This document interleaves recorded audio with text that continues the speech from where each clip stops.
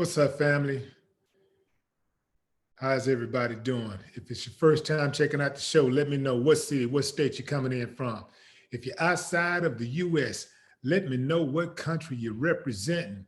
Family, I need you to smash up the likes, smash up the likes, smash up the likes.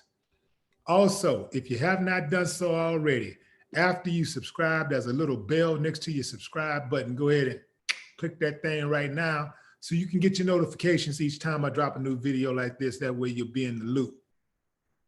Also, if you want to skip the line, you can jump into the super chat. You want to skip the line, make sure that your comment go notice. You can jump into that super chat and I will check the super chat first, then I'll make my way over to the regular chat. But first, I am going to go in on this subject. This DA, a lot of suspicion surrounding this woman, Jackie Johnson. This is the original DA in the Ahmaud Arbery case. This woman is like basically a dark cloud follows her wherever she goes, right? This is the one who recused herself because she had worked with Gregory McMichael, one of the guys, the father who was accused of murdering Ahmaud Arbery. She's the one who passed the case to the second prosecutor, Barnhill, who advised the Glenn County Police Department to stand down, make no arrest. He said there was insufficient probable cause to issue warrants. This is according to an internal document. Finally, the case was moved to Tom Durden, the district attorney in Georgia's Atlantic Judicial Circuit in Hinesville, Georgia, who this week formally asked the State Bureau of Investigation to get involved, according to the GBI statement. A Justice Department spokesperson said that the FBI was assisting in the investigation. So this woman, well, let me paint this picture for you first about this county. Glenn County is a coastal corner of Georgia. It's about 300 miles southeast of Atlanta. They have about 85,000 residents. About 70% of their population is white, 27% is Black. And it's mostly known for its mellow barrier islands and its rich African-American coastal culture. That's what it says, you know, in their guides. The rich African-American coastal culture. Now, like many Southern communities, Glenn County has a history that is studded with racial violence. They even had a few hangings back in the late 1900s. Think about that. So, lynchings in the 19th century? Yeah. Now, on Friday, hundreds of people gathered to protest the murder of Ahmaud Arbery and the lack of interest in law enforcement actually enforcing the law. It appeared that they were trying to sweep this, well, not appeared, they were trying to sweep this thing under the rug.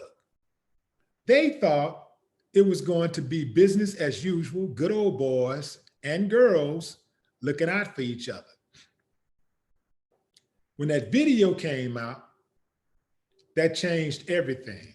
Because see, normally without any video evidence, you have to rely on their testimony, the testimony of the officers, the testimony of the alleged victim or perpetrator or the DA, whatever information that they have, you have to rely on that.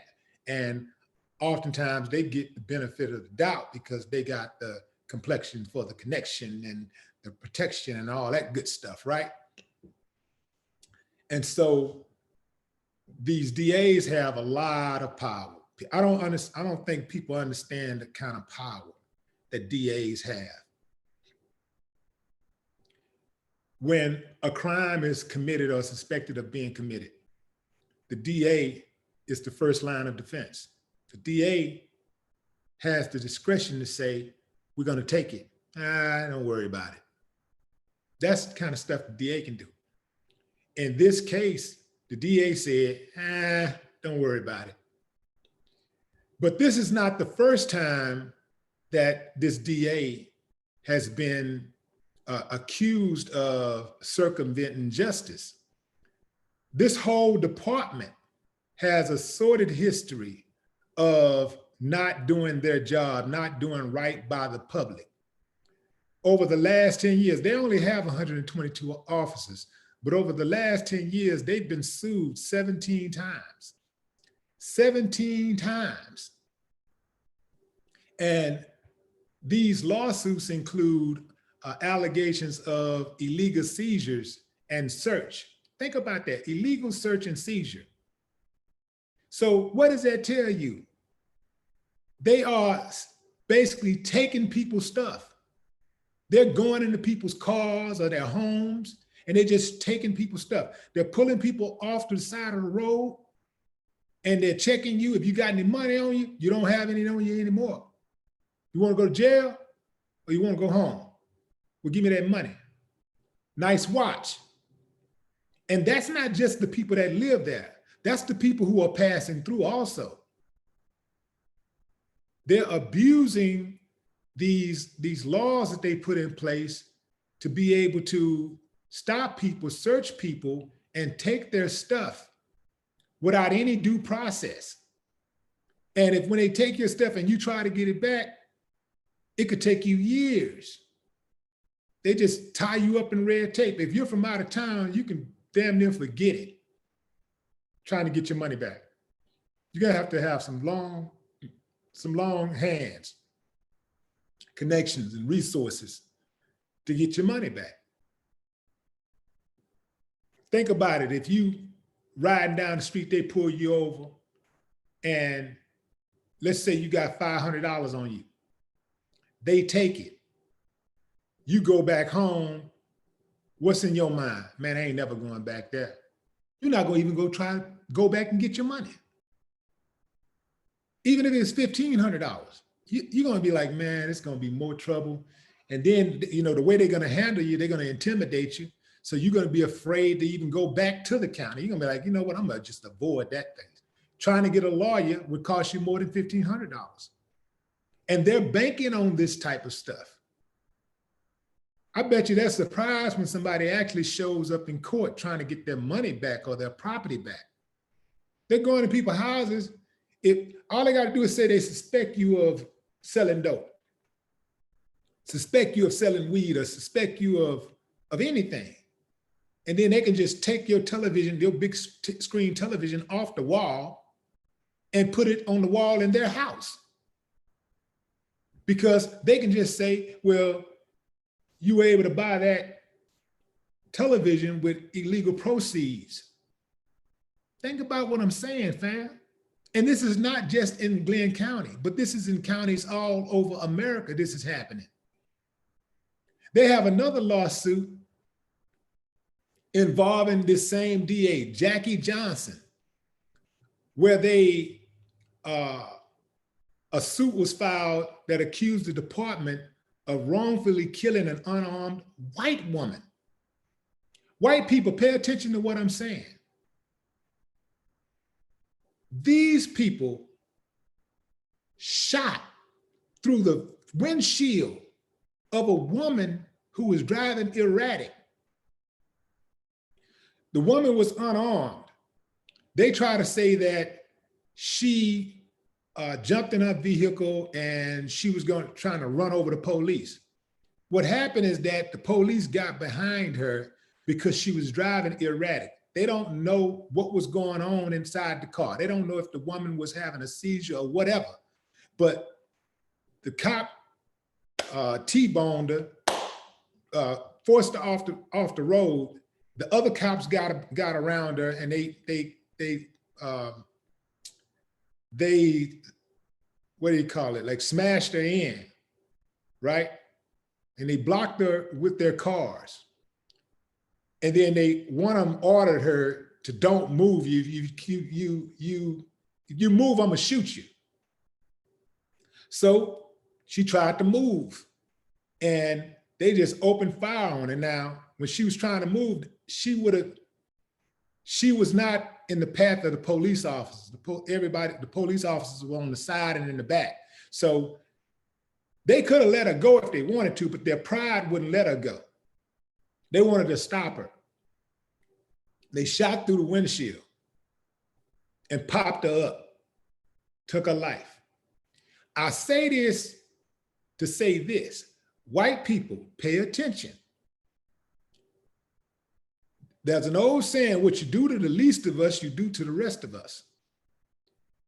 When you sit back and watch these people kill innocent Black people and you see what's going on, you know what's going on, but you don't say anything because in your mind, well, I don't want to say nothing too much about the police because they actually protect me from those people.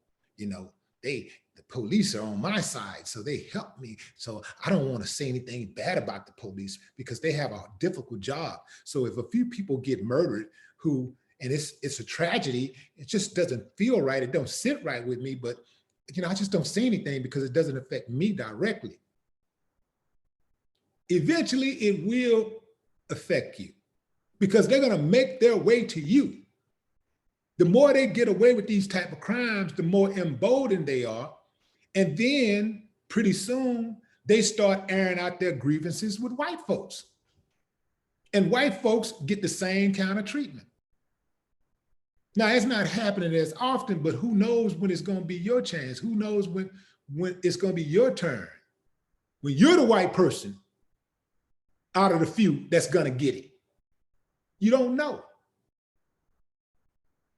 This is why you got to hold them accountable 100% of the time. They must be held accountable. You cannot let them make it one time because you're going to embolden the others. This is why you can't allow the killers to make it, not one time, because when you allow them to make it, you embolden the others. The other wannabe killers or would-be killers, potential killers. They got to be taken to task, brought to heel, punished severely every single time. That's how you stop it. All of this training and stuff people talking about, that don't mean nothing. They already have proper training. They know how to de-escalate if they want to. I saw a video with some white woman cussed their asses. I called them everything but a child of God. It was about 5 or 6 of them. And all they did was just plead with her the whole time. She even blocked their path when they were trying to get in the car and leave. I said, ma'am, can you move out of the way? You could just move out of the way. They were patient, didn't raise their voices one time. Patient, soup, I'm talking about UK, London style patient. Like, they were patient. They know how to de-escalate. They already got the training. They choose to be more aggressive with Black people. They choose to murder innocent Black people, unarmed Black people. They choose to, because I've seen them not shoot. When white people want, I seen a white dude chase a police officer with a stick. I seen another white dude chase a police officer with a knife. The police officer was running like cartoon, tearing ass. So they know how to preserve life if they want to. They're choosing not to. It's as simple as that.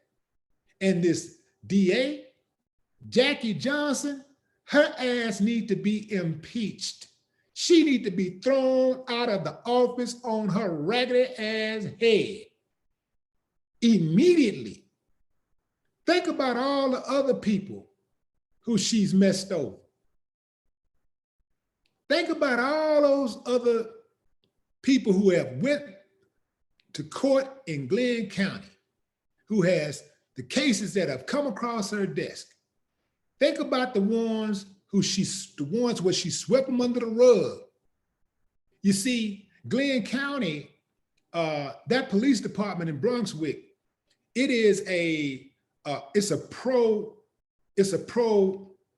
but not just the police department, but the community. The community is a pro-police community. I mean, like, really, really pro-police. So she don't want to offend the officers because she likes that cushy position. She likes that job. So she has a high approval rating with the police officers there. And she's not trying to jeopardize that. So this is why she sweeps these crimes that they commit under the rug. When they do wrongdoing, she give them breaks. And this ain't just coming from me. 4 prosecutors have already went public who used to work for her and talked about how corrupt she is. These are coming from people who was employed by her, who know her better than I know her. So this woman needs to be investigated and impeached. She needs to be out. She has no business standing in judgment of anybody because she's totally unqualified. Let me go into the chat, see what you guys are saying. What's up, Mike Willie? I see you. What it do?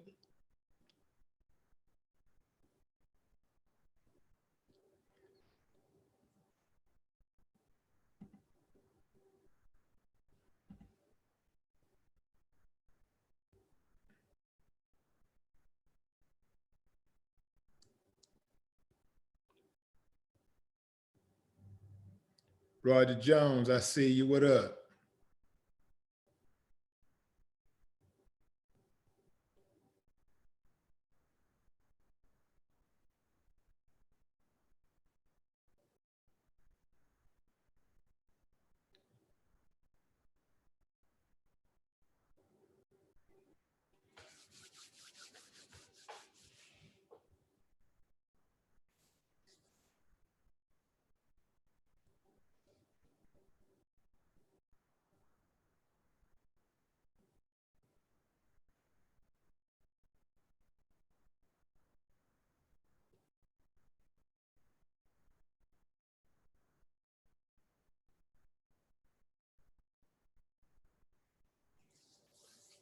What's that, Black Coder? What's up, Black Coder? Stephen Price, Miss Datcher. Miss Datcher said, get tooled up, everyone. I'm telling you. What's up, Sanji?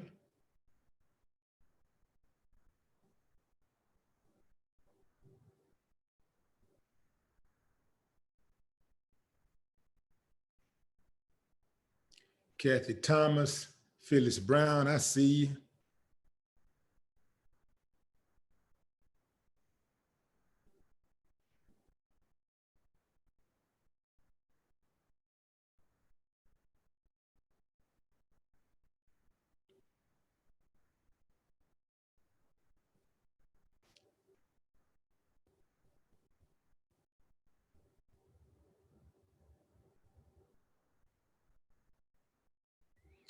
Shotgun 305 says you spend more money through the courts, through the crooked courts, trying to get your money back. Most of the time, it logically isn't worth it because the cards are stacked against you. You did? And they get paid. They break bread like that. When they seize your money, they seizing property and stuff, man, it's a big old racket. They hooking up, they getting together. Man, like, let me get that TV, man. Hey, I want to get that car. Man, no, you got the last one. Let me get this one. I like that car. I told you I was going to get that car. Think about what I'm saying, fam. If they don't like you, let's say you live in the county and they don't like you. They find out you selling weed. They go and seize your, and let's say you got a cool ass car. It's unique. You got the wheels, man, the upholstery done, it's live, it's a classic. And that fool want it. You know what, man? I'm gonna get that car. What we gonna do, we gonna seize it. And then I'm gonna buy it at the auction for $1,000. You know, $3,000, whatever the number is. Think about what I'm saying, fam. It's easy. It's easy. That's why a lot of people like to live in these little small towns. You got people that want to live in small towns just to get away and have some fresh air and stuff. But there are people that want to live in these little small towns because they can run their criminal enterprise through the court system and through law enforcement. You know, they can be actually protected by law enforcement if they're inside, if they are part of the system, if they are a cop, a sheriff, a DA, a judge. They can get in on the racket and be totally protected. They can be insulated because it's a lot harder to penetrate those little small towns than it is a big city. I'd never live in a big city in a small town in America unless I own the town. I'd have to own most of the city. I mean, I'd have to own most of the town to live there because it's a racket. You know, it's too corrupt. These little small towns all over America, they're corrupt. I mean, even the big cities are corrupt too. But, you know, you got more fight in these big cities.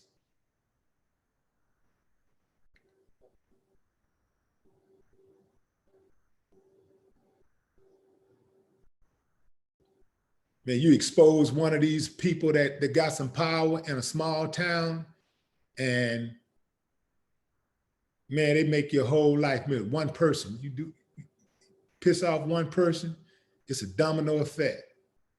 They just make a couple calls, all of a sudden, man, you pretty much done.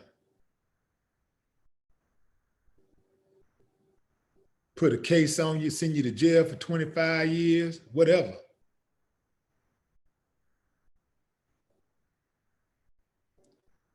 Sub Brooklyn, the only lioness. Robert Reed. Anytime you go looking for somebody with a weapon, you plan on doing them harm.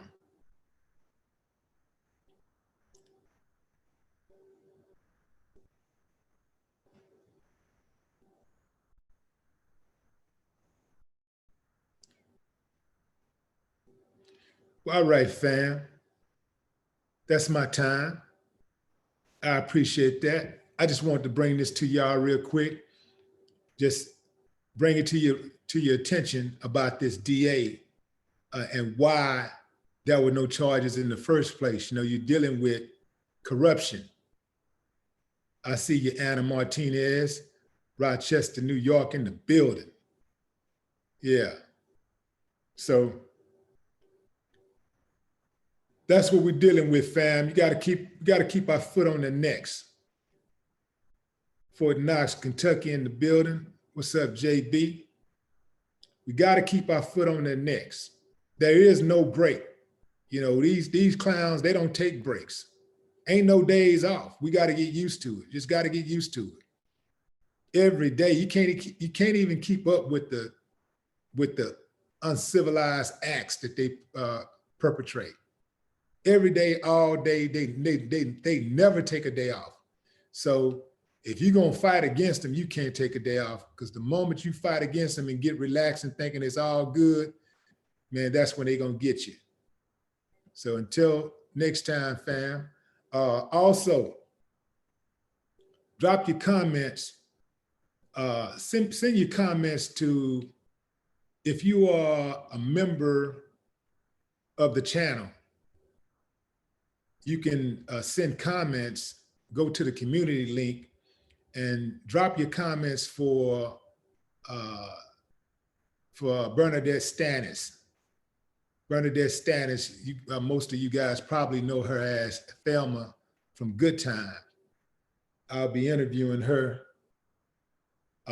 really soon, real soon. So drop your comments, or you can even shoot me an email, mail@willied.com, mail@willied.com. Until next time, fam, no more talk.